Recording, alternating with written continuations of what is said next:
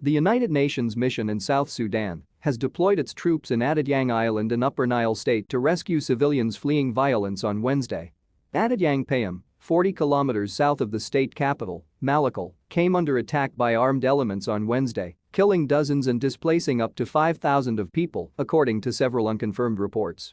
UNMISS said the civilians had moved to the island last month to seek refuge after fleeing violence in Tonga, Panyikang County.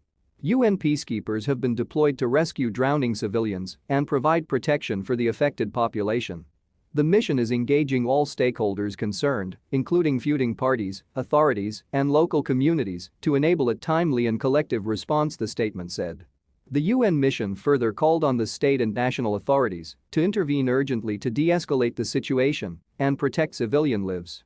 In recent months, violence has been escalating into different parts of Upper Nile neighboring states following a split between Kitgwang Group, with rival forces led by General Simon Gatwich, and those under Johnson Alani clashing.